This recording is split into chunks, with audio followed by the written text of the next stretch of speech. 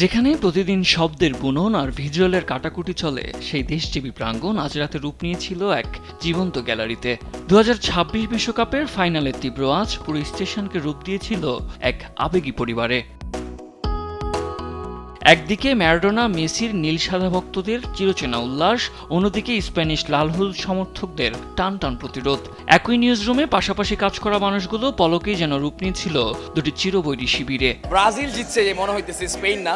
আর Spain ভালো খেলছে, এটা খেলা দেখেই বোঝা যাচ্ছে। আর্জেন্টিনা হারাতে অনেক কষ্ট পেয়েছি, কিছু বলার নাই। এবার আমি 16টা জার্সি কিনেছি। 16টা জার্সির মধ্যে আমার একটা জার্সিতে নাম আছে, আমার নাম একটা জার্সিতে, সেটা হচ্ছে হলো স্পেন। এবং আমি স্পেন ফলো করি একটা কারণে, সেটা হচ্ছে মিথ্যা কথা ভাই, অন্য জার্সিতেও নাম আছে, মিথ্যা কথা। আর্জেন্টিনা আমরা এতদিন যে খেলাটা দেখে আসছি বা আমরা যেটা প্রত্যাশা করছি, আজকে আর্জেন্টিনা তার 0%ও খেলতে পারে নাই। কারণ পুরো 90 মিনিট খেলার মধ্যে আপনার 9 মিনিট বল আর্জেন্টিনা পায় নাই। আর এই বিশ্বকাপটা স্পেনের পাওয়ার ছিল।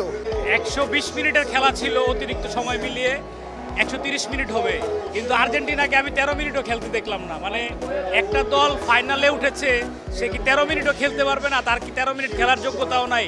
আর্জেন্টিনা এখন পর্যন্ত খুব সহজ টিমের সাথে খেলে ফাইনাল পর্যন্ত আসছে। তো সেমিফাইনালের পর এটা ছিল একটা সবচেয়ে কঠিন ম্যাচ, এবং এই জন্যই আমি আজকে চিন্তা করছিলাম যে এটা হয়তো আর্জেন্টিনার জন্য একটা বড় পরীক্ষা হতে যাচ্ছে। কর্মব্যস্ততার মাঝে এমন আনন্দঘন আয়োজনে সামিল হতে ভুলেননি দেশ টিভির ঊর্ধ্বতন কর্তৃপক্ষ। সংবাদকর্মীদের সাথে বসে খেলা উপভোগের পাশাপাশি খেলার মধ্যভাগে সবাই মেতে ওঠেন এক প্রীতিভোজের আমেজে। নিউ জার্সির স্টেডিয়ামের অতিরিক্ত সময়ের নাটকীয়তায় ট্রফিটা শেষ পর্যন্ত স্পেন জিতল।